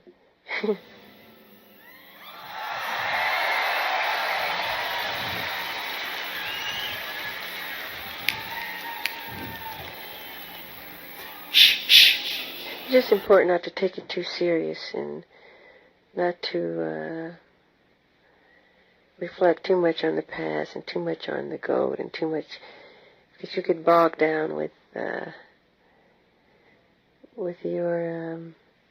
your achievements instead of pulling out great work, instead of your past work, and you can get lost in that, really. And it's hard to say how one creates music, because it's hard for me to take credit. I feel it's more spiritual and heavenly than I can't take credit for it, really. Well, can you imagine what your life would have been like if you didn't have the talent to sing? Boy, I can't imagine, really. I have no idea what I'd be doing, because seems so right for me, and I'm here to do this, and it's my contribution to life. What would you say, what interests you most about life? What interests me most about life is learning, finding out new things, exploring different worlds.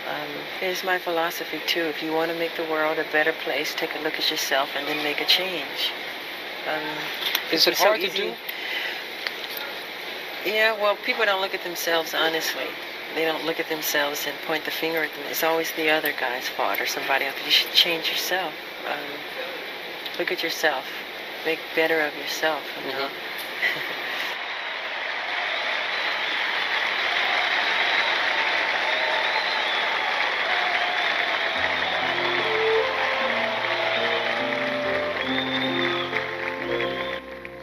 You were there before we came. You took the hurt. You took the shame. They built the walls to block your way. You beat them down. You won the day. It wasn't fair. You taught them all. You made them care. Yes, you were there. And thanks to you, there's now a door we all walk through. And we are here for all to see, to be the best that we can be. Yes, I am here.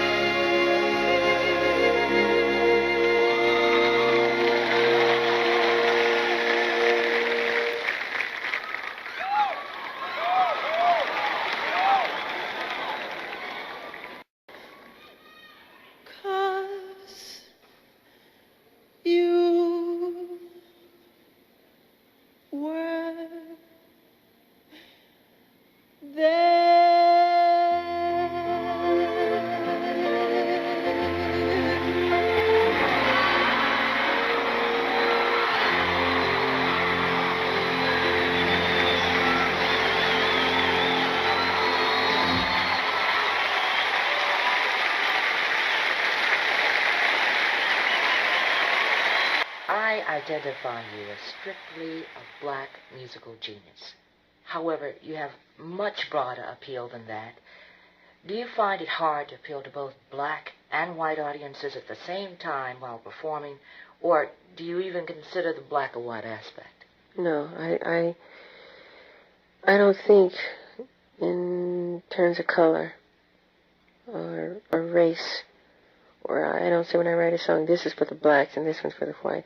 I just write and it comes out, and I'm influenced by what I hear, and it just comes out that way. I guess since I was small up to now, is a total sum musically of what I've been raised on. And I don't think it's in terms of color, because I don't believe in that. I really don't. So you're saying music is colorless? It's colorless. It's for everybody. It's for the world. It's for everybody to enjoy.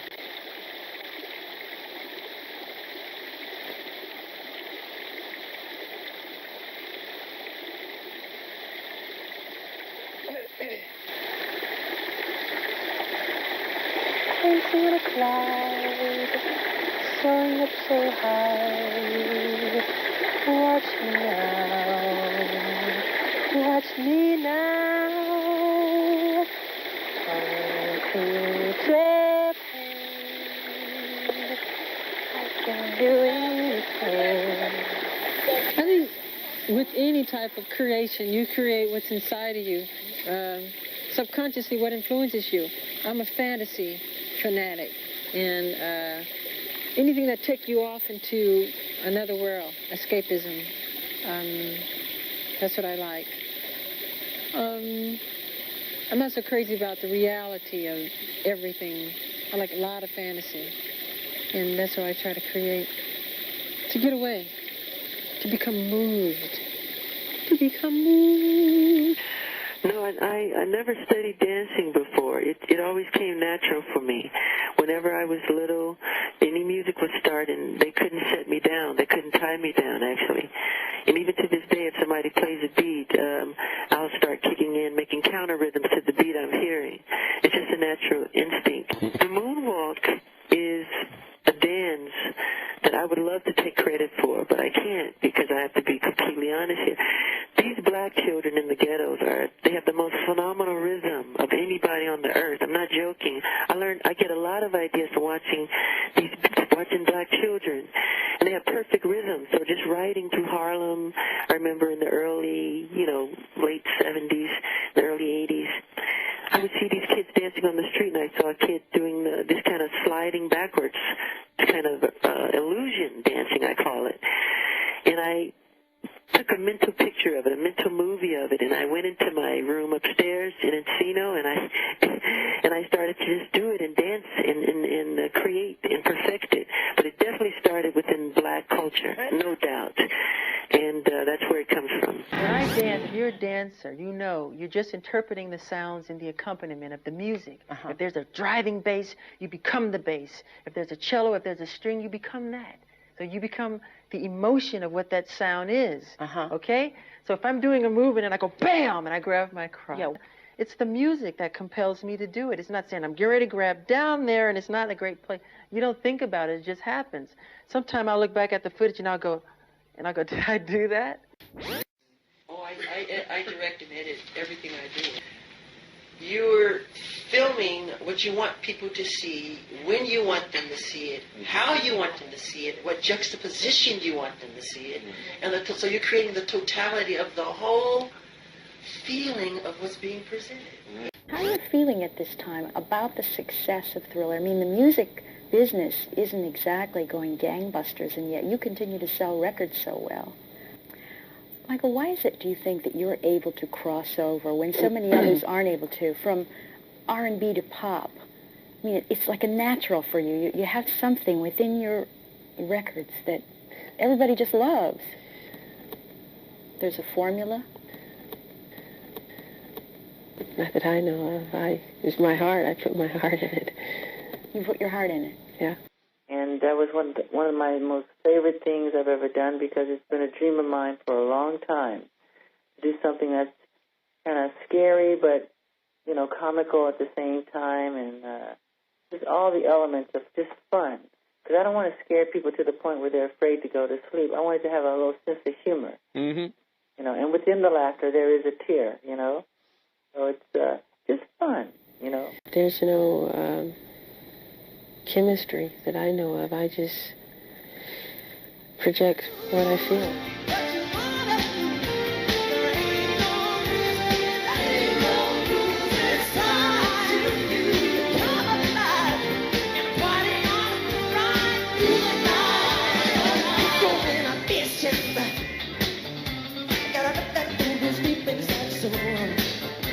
Wanna see an exhibition?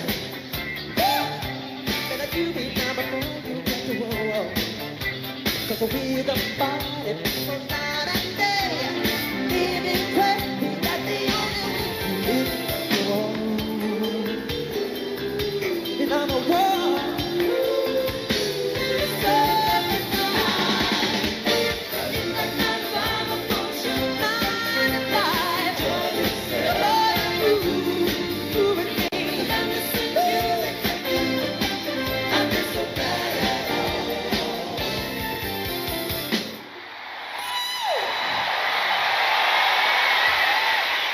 And the idea of being separated from your brothers, does that hurt? No, it doesn't. Because there's other kinds of sounds of music that I love to do.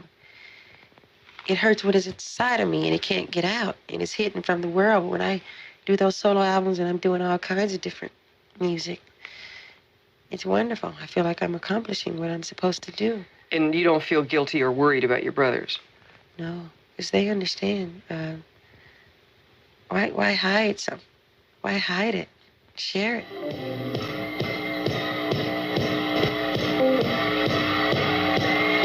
Listen up.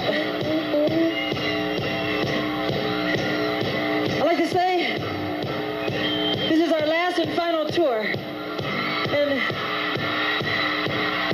I think this is our farewell tour. Y'all been wonderful. It's been a long 20 years, and we love you all.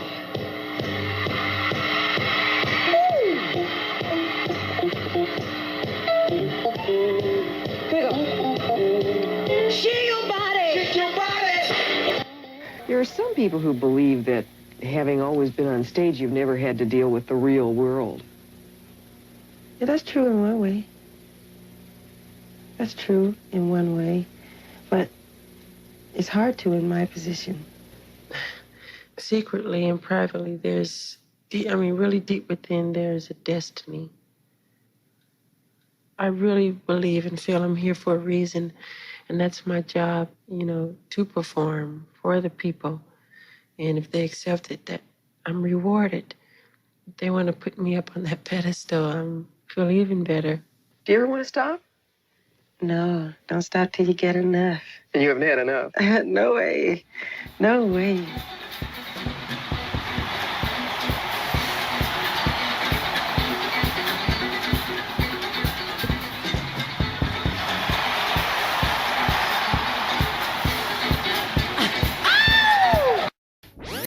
I think every child star suffers through this period because you're not the cute and charming child that you were, and you start to grow. And they want to keep you young forever and little forever. Who's they? The public. Mm-hmm. And, nature takes its course. Did you begin to feel that you were like a money-making machine for him? Yeah. I'll never forget one day he said, "You guys ever stop singing, I'll drop you like a hot potato." That's what he said. It hurt me. You don't say that to children. And I never forgot it. And now he's so different now. He wants to be a better father. I just wish he had learned that earlier. One day he said, "Why are you scared of me?" And I couldn't answer. I felt like, "Joseph, do you know what you've done? Do you know what you've done to me?" You really always amaze me. I've watched you grow, everybody has. Do you remember any time in your whole life when you weren't performing? Well, not really. No. We've always performed. Yeah. even when we were small kids. Yeah. You know, you just did a song with a very mature lyric, and you're very young. And you seem to really get your soul into them. It takes a lot of imagination. Yeah, I like songs that tell a story where the lyrics and the music match it so well. That's very important. I wouldn't be able to translate my music to different countries. Michael, what is your hobby? Well, I have my favorite hobby is drawing, swimming, and I collect opals and all kind of rocks when we go to Brazil and Australia. Some people say, when you were little, when you started to sing, did you know you were that good? I said, I never thought about it. I just did it, and it came out. I never thought about it, really. What do you describe a performance? Describe the performance that you put on. What I do? Yeah. Well, most of my songs are fast.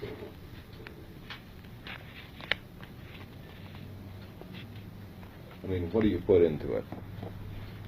Well, whatever I sing, that's what I really mean. Like I'm singing a song. I don't sing it if I don't mean it.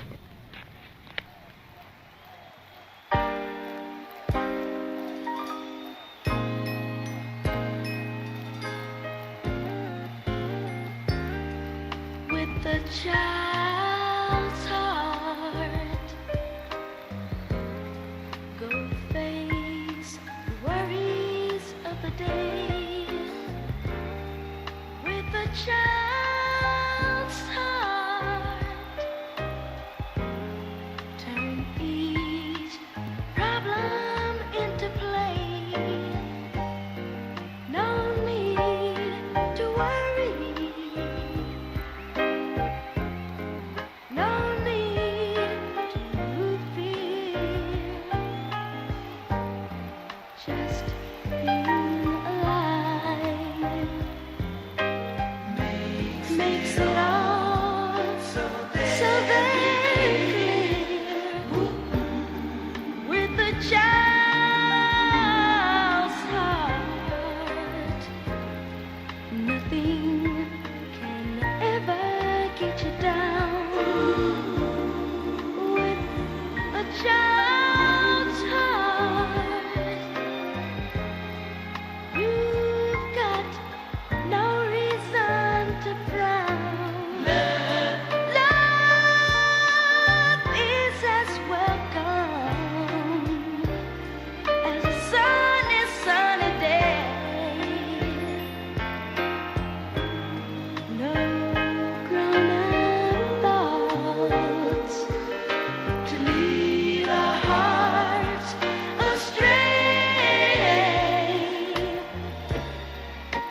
Take life easy, so easy, nice and easy,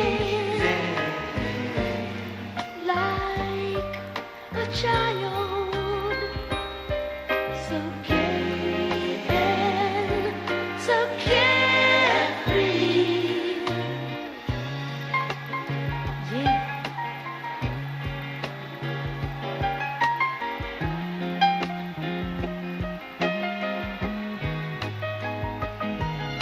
The whole world smiles with you as you go your merry way. Woo, woo, woo. Oh, with a child's heart, nothing's gonna get me down.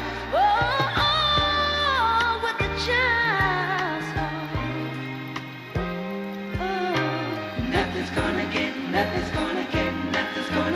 me down. Oh, with a child's heart, nothing's gonna get me down.